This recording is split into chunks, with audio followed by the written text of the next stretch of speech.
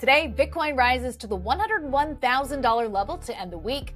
And Alex Thorn, head of firmwide research at Galaxy, breaks down why he lowered his Bitcoin year-end price target by $65,000. Welcome to CNBC's Crypto World. I'm Mackenzie Segalos. Major cryptocurrencies are rising slightly to wrap the week. They are breaking away from equities, pressured by more losses in tech stocks and new data, which added to investors' economic fears. Now, as of noon Eastern, Bitcoin inched higher to the $101,000 level. Ether climbed just under 1%, and Solana's Sol token rose by more than 1% as well. Now, the move comes just as the latest read on consumer sentiment neared its lowest level ever. Now, that news comes just a day after firm Challenger Gray and Christmas reported layoff announcements in October reached their highest level for the month in more than 2 decades. Taking a look at the week, as of noon Eastern, Bitcoin is down about 8%, experiencing back-to-back weekly losses and its 4th negative week in the past 5. Bitcoin is trading about 20% lower from its 52-week high. And at the same time, Ether, it's down nearly 15%, its worst week since February 28th of this year, when it fell more than 16% in 7 days. Now, Solana, it is down more than 16.5% for its worst week since the beginning of February.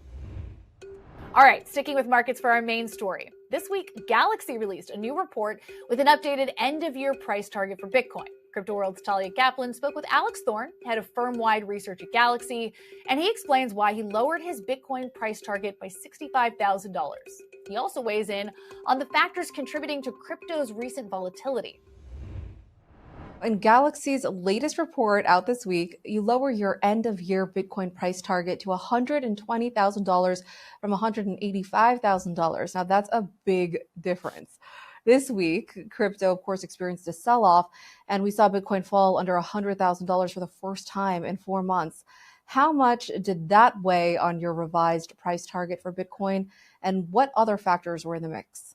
So this week's price action wasn't very impactful for really, I would say the leverage wipeout from a couple weeks ago on October 10th is what had us really starting to reconsider the odds that those year-end targets that we made, by the way, last December, that 185K was a price target we put out December 31st, 2024. That wipeout that happened in October 10th, I think really did materially damage the liquidity profile in the near term. And it took me a little while to actually get the note out, but I think it makes a lot of sense now. I mean, with Bitcoin, got down to like 99.8 the other day or so, or not even high 98s. Like it just materially, an 85% increase seems off the table over the next 6 weeks, right? So while it is a materially large, reduction in our target, that's a target that's from now till the end of the year, right? It's not. And when we made that target, again, this was following the president's election in November of last year, and there was sort of that unbounded optimism of everything likely to happen, but we don't quite know. And Bitcoin was the largest longing Bitcoin between President Trump's election and his inauguration was basically the hottest trade in the world at the time. No longer the case at the moment. I wouldn't say it's the top trade in the world. That all makes sense. And, it's interesting to note that your new end-of-year price target for Bitcoin of $120,000 is lower than that new record we saw Bitcoin hit just a few weeks ago. In October, Bitcoin reached a new record of $125,625. Obviously, Bitcoin is a volatile asset, but what do you think were some of the factors at play that made Bitcoin drop over the past few weeks? What are some of the factors contributing to crypto's November sell-off? Speaking on CNBC this week, Fundstrat's Tom Lee pointed to the headwinds building over the past few weeks, which include, the government shutdown and last month's hawkish Fed cut, which put pressure on crypto. Do you agree? I think those are factors. The big ones to me, though, that created headwinds for Bitcoin this year. Number one is significant distribution from large holders to new entrants, right? I mean, something like 470,000 Bitcoin have moved from 5+ year long holding hands into new hands this year. It's an enormous amount of distribution. In dollar terms, 24 and 25 together, at least 100 billion of such 5+ year unmoved coins has moved on chain. That's order of magnitude almost bigger than any other period, right? So huge amount of distribution that has to be absorbed. Now, on the bullish side, it has been absorbed. I mean, and that's really a testament to the demand that Bitcoin, is bringing to the market here, and that in particular things like ETFs, institutional investors. So I think that's been a clear headwind this year. Other stuff, like I said, before, Bitcoin was the hottest trade of the year to start the year. I mean, for everyone worldwide in all sort of asset classes. That's just not true for a lot of the rest of the year. AI, nuclear, quantum, these other things, gold, right? These other things proved to be, they diverted investor attention. And I think attention will come back to Bitcoin. It always does. And so, but that, that made it, there were a lot of other places to get gains this year that sort of impeded, the allocation to Bitcoin. I think we're entering a much more mature era. That distribution from old hands to new is incredibly healthy for distributing wide the ownership of Bitcoin. It helps set the foundation for another leg up in the future. And we expect that to happen. We're still quite bullish. There's just only about 6 weeks left. And, we've got a pretty uncertain economic time here. And I think Bitcoin's feels a little squishy at the moment, right? You're not seeing sustained bullish momentum. And from a technical standpoint, also, it doesn't look super good, the chart, right? So in fact, I think that's a euphemism, really. The technicals look pretty bad. So like there's room, I think, even to go lower here. But I think we'll start to see a strong bid. My bet is in the mid 90s. If it gets there, you would see a strong bid. Something like half the network supply would be underwater if you get to 95K. So, that's an important line for bulls to defend if it gets there. You mentioned AI. Well, Wall Street also experienced volatility this week, with investors paying attention to the AI trade as they're starting to question their valuations. Is that a negative sign for crypto, since cryptocurrencies are in fact so closely tied to tech stocks?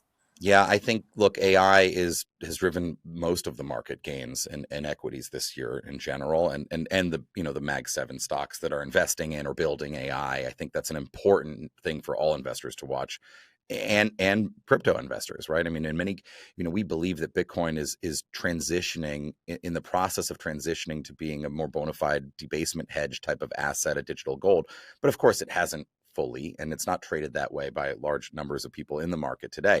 So that matters. The AI trade matters. I think, look, the bull case for me on AI, or the counter to the fears of whether the CapEx investments are in a bubble, is that one, or if it looks like the dot-com bubble, I think there's big differences between how the government approached building and funding the build out of the internet in the 90s versus how it's approaching AI today. In the 90s, it was much more about education and making information more accessible and egalitarian.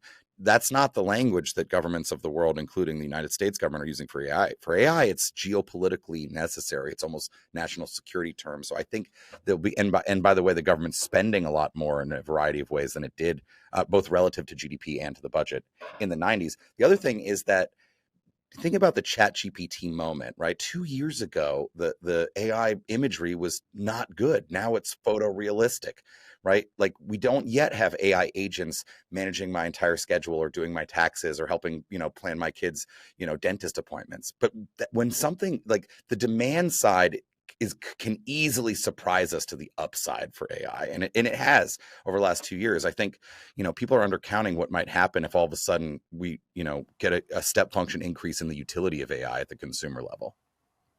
Now, it's important to note that the Galaxy research team remains bullish on Bitcoin long term. In your report, you point to the cryptocurrency continuing to gain institutional legitimacy. What else do you think it will take to turn things around for the cryptocurrency? And what's your timeline for when that could potentially happen? Yeah, we need a bit of a sturdier foundation to emerge after that carnage that saw 35% of futures open interest wipe out on October 10th. That just takes some time, right? And it's not irregular for Bitcoin to have such pullbacks while remaining in a general bullish trend. So I would say, like, that takes a little time. I think, we're finally seeing the major wirehouses start to turn on, like, wealth channel access to the ETFs. Morgan Stanley, I think, the most notable so far, that has sort of let their advisors off the leash to recommend up to a 4% initial allocation in Bitcoin ETFs. I think that's an important step, right? It's almost 2 full years after the Bitcoin ETFs launch, and the primary segment that needed that access vehicle to invest in Bitcoin is just finally starting to turn on, right? So you're going to get deeper, more long-term passive bids that sort of emerge structurally for Bitcoin that I think will be supportive of higher prices over the medium term. And, I don't know. It's going to be 26 is shaping up to be a pretty tricky market to try to predict. I'm not really ready to put out a new target for the end of that year yet, but we'll get there. And I think it's suffice to say it'll be higher. And we're looking forward to that new target for 2026. But we're hearing a lot about stablecoins recently, especially after the president signed the Genius Act into law over the summer. In fact, ARK Invest's Kathy Wood told CNBC that stablecoins are taking some of the jobs she thought Bitcoin would have in the financial system. And she added that she's trimming her Bitcoin bull case on the threat of stablecoins taking some market share. In Galaxy's new report, you noted that rapid stablecoin growth has redirected venture and equity interest into fintech and payments infrastructure. How else is increasing interest in stablecoins changing the crypto narrative? Oh, it's a maturation and an evolution. I think it's in some ways it's like I think stablecoins are much more a story about the dollar and dollar dominance than particularly even consumer payments, although I think it will be huge there. I think most people that invested in Bitcoin in the last few years, I think did so more on the digital gold narrative and the scarcity narrative than particularly the medium of exchange narrative. So, I'm not aware to what extent that medium of exchange, Bitcoin being widely used for payments, factored into Kathy Wood and ARK's investment case, but presumably some amount, because I don't see stablecoins competing with Bitcoin as a hedge on dollar debasement at all. In fact, they don't do anything to change the actual issuance or money supply of the dollar. I think it's much more about extending the distribution of the dollar, improving and upgrading payment systems domestically and overseas. And that's a big story. That is a big story for crypto. It's a big story for crypto infrastructure being integrated into the traditional financial and payments systems. And I think it's quite interesting about, banks. It's a very interesting question, possibly problem, or even optimistically opportunity for the existing incumbents, and whether that's banks or payments companies. And of course, you're seeing some chunky acquisitions by traditional companies acquiring crypto talent, stablecoin talent.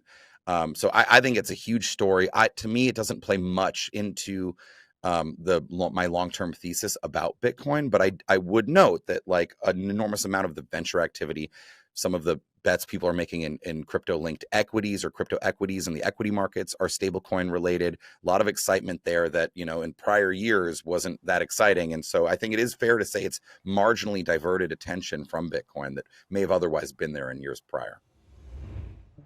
Okay, that's all for Crypto World this week. We'll be back again on Monday, and we'll see you then.